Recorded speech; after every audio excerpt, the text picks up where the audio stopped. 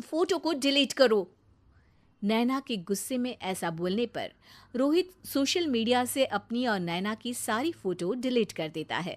नैना एक मॉडल है जिसकी शादी रोहित से होती है, पर उसे हमेशा हर चीज से पहले सिर्फ मॉडलिंग ही दिखाई देती है। इसीलिए वो इसके आगे अपनी शादी को भी कोई इम्पोर्टेंस नहीं देती। एक रात नैना तैयार होकर कमरे से बाहर निकलती है। अरे, इतनी रात को ऐसे तैयार होकर कहाँ जा रही हो? Night club.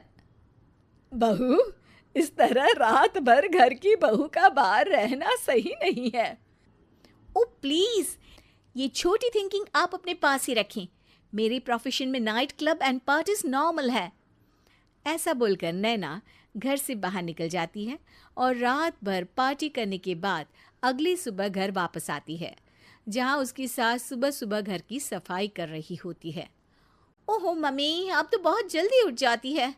चलो अच्छा है, मैं चली सोने। जब पूरी दुनिया के उठने का समय है तब तुम्हें सोना है। भला ये भी कोई घर वापस आने का समय है? नॉट अगेन मॉम, मैं आप और आपकी इन बातों से टायर्ड हो गई हूँ। अगर आपको ये सब सहन नहीं करना था तो रोहित की शादी एक मॉडल की बजाय किसी साधारण लड़की से करानी थी ना।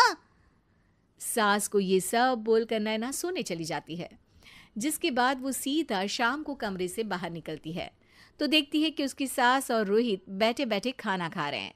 नैना भी उन्हीं के साथ डाइनिंग टेबल पर जाकर बैठ जाती है, जहां सारा तेल वाला खाना देखकर वो गुस्से में भड़क जाती है। ये सब क्या है मॉम? आपको पता है ना कि मैं एक मॉडल हूँ और मुझे अपना फिगर मेंटेन करने के लिए हेल्दी फूड ही खाना होता है, नॉट लाइक यू। फिर भी आपने सारे खाने में तेल ही तेल भर दिया। बस नैना, बिल्कुल चुप। पहले तो तुम घर में एक सुई तक नहीं हिलाती और मम्मी जो पूरा समय अकेले काम करती रहती है उन पर चिल्ला रही हो। इतनी दिक्कत है तो खुद ही खाना क्यों नहीं बना लेती? पर बनाओगी कैसे? तुम्हें तो मॉडलिंग, पार्टी और सेल्फी के अलावा और कुछ आता ही नहीं ना।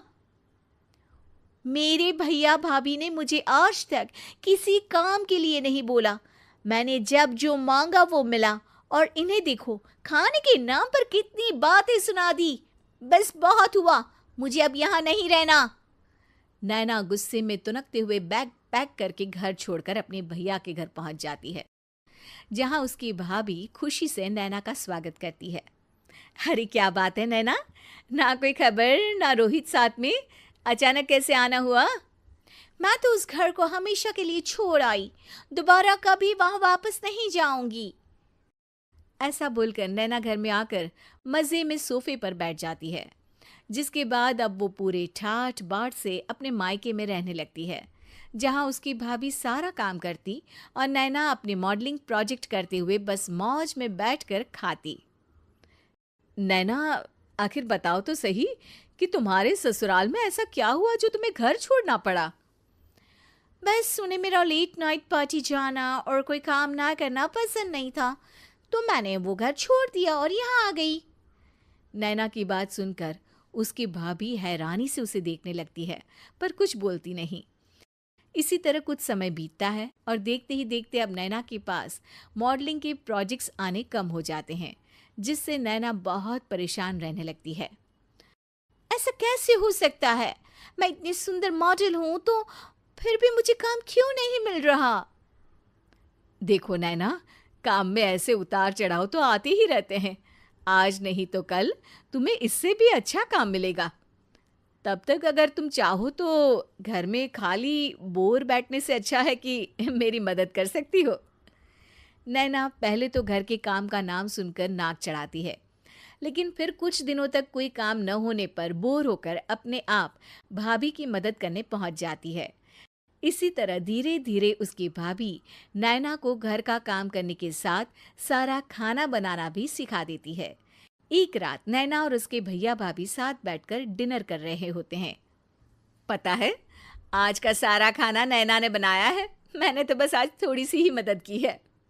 मानना पड़ेगा नैना, खाना तो बहुत स्वादिष्ट है। आखिर मेरी बहन मल्टी टैलेंटेड जो है, मॉडलिंग और घर दोनों एक साथ बखूबी संभाल सकती है। और फिर जब मदद करने के लिए घर में कोई दूसरा इंसान भी हो तो फिर दिक्कत ही क्या। मेरी बहन चाहे तो उसके लिए कुछ भी इम्पॉसिबल नहीं है।